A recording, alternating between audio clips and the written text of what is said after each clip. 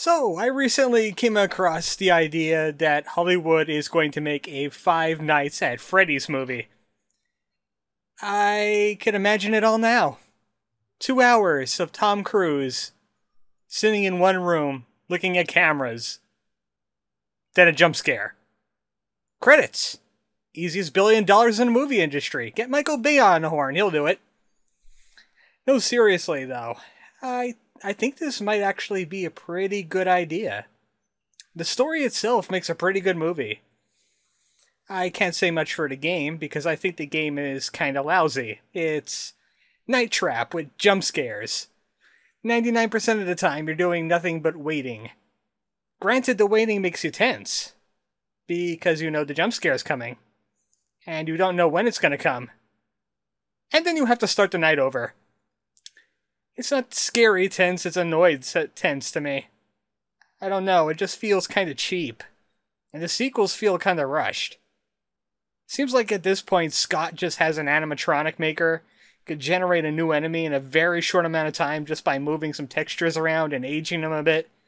And then he could tweak one or two elements from the first game and boom, there you go, you have a sequel in 3 months. Time to get Markiplier to play it. But I don't want to rant about the game. That's not what I'm here for. I want to talk about this movie. I enjoy a good horror movie, especially when one technology goes wrong in some way. Like an evil computer or something like that. Kind of like how Resident Evil had Red Queen and Portal had GLaDOS. I like those things. And zombies. Everybody likes a good zombie movie. And animatronics are basically technology zombies. Pretty awesome.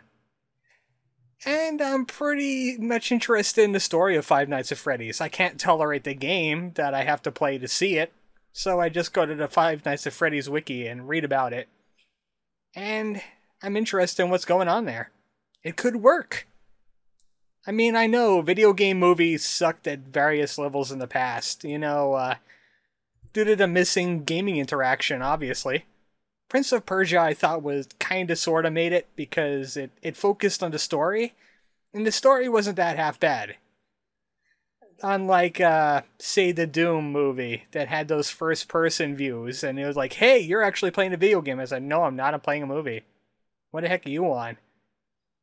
And of course, unlike Super Mario Brothers, where they just threw like a steampunk underground underneath New York in some kind of parallel dimension with some Mario references and told us that's the Mario story.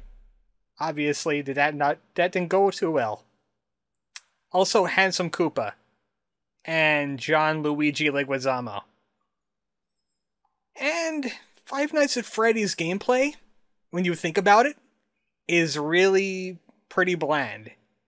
It basically ran on the idea of making you tense, when you're really just sitting in a room hoping something would happen, and that something would happen would not be bad to you. It's not much unlike what you do at the movies, really.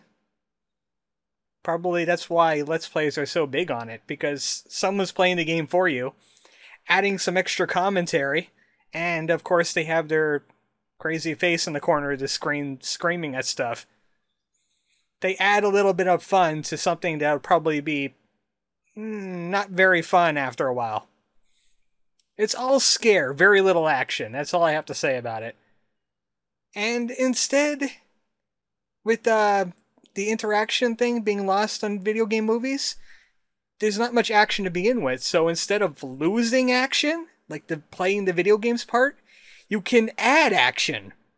A lot of people keep on asking, because they don't know any better about horror games or whatever. They're thinking, why did he just run away from the animatronics? Why can't he just shoot them? Well, in a movie, you can have the people running away from the animatronics and shooting them. Maybe you could have a touching scene where the female protagonist tries to talk to one of the ghosts in the animatronic, and they actually respond or something like that. And maybe an hour beforehand, somebody tried the exact same topic and got throttled by a robot. That's all I have to think about it. I'm doing your writing for you, Hollywood. I just have to say that this is probably the first time in video game history where a game that could be seen as a pretty poorly made gameplay-wise game would translate into a movie pretty darn well. I'd go see it. That's all I have for you. I'm Irma Chocobo. Good night, folks.